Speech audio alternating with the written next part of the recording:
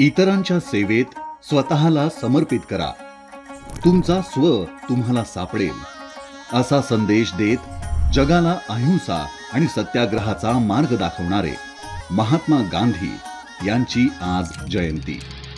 महात्मा गांधीजींचा जन्म 2 ऑक्टोबर 1869 रोजी झाला।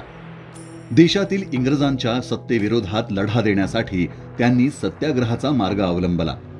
सविनय कायदेभंग चळवळ, दांडी यात्रा आणि भारत छोडो यांसारख्या त्यांच्या ऐतिहासिक आंदोलनांनी जनतेला एकत्र आणून देशाच्या स्वातंत्र्य संग्रामात सहभागी होण्यासाठी प्रेरित केले।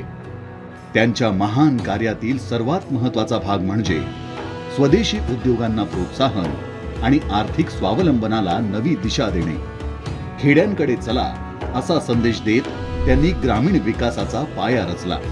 देशाचा आत्मा ग्रामीण भागात आहे हे त्यांनी ओळखले। ग्रामीण भागातील लोकांना स्वतःच्या पायावर उभे राहता यावे या उद्देशाने त्यांनी खादी ग्रामोद्योगाची संकल्पना मांडली। त्यांनी चरखा हातात घेऊन स्वदेशी कापड वापरण्याचे आवाहन केले। खादी उद्योग स्वावलंबनाचे प्रतीक बनले।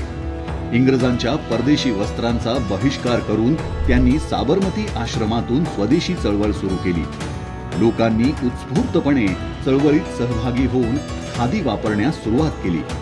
पुढे या चळवळीला जन आंदोलनाचे स्वरूप आले। त्यामुळे इंग्रजांच्या अर्थव्यवस्थेला मोठा फटका बसला। आज मेक इन इंडिया, आत्मनिर्भर भारत सारखे अभियान स्वदेशी व स्वावलंबनाच्या तत्वज्ञानाचीच आधुनिक रूपे आहेत। गांधीजींचे कार्य देशाच्या स्वातंत्र्याच्या बरोबरीने समाजाच्या सर्वांगीण विकासासाठी होते।